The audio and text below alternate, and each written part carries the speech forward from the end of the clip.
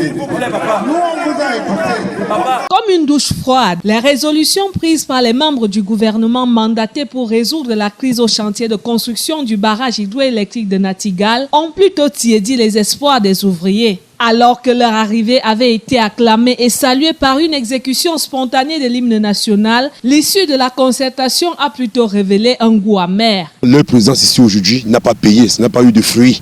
Il est inadmissible qu'aujourd'hui je demande 23 mois de logement. Il vient me proposer 2 mois, après pas 3 mois. Il a fallu encore trop d'intervention du ministre pour qu'il monte à 5 mois.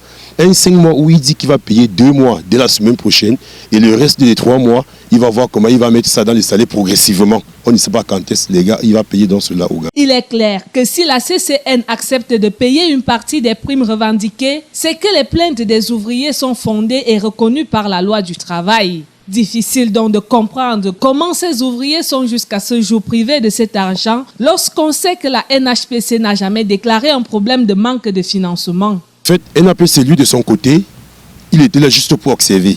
Il dit, lui, il est le maître d'œuvre, mais la sous-traitance, c'est CCN. Donc, CCN, c'est lui qui doit prendre la dernière résolution.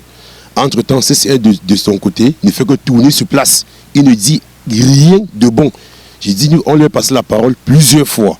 Le gars n'a rien dit de bon. Après le préfet de la Haute-Sanaga et le gouverneur du centre, c'était au tour du ministre de tutelle de ce barrage d'affronter l'inflexibilité avérée du puissant directeur de projet, Christophe Dunat. Et au regard de la réaction des ouvriers qui ont tout de suite interrompu les alimentations d'eau, d'électricité et d'Internet après le départ des ministres, il n'est pas exclu que la grève se poursuive malgré la levée du mot d'ordre de grève signé par les représentants des ouvriers.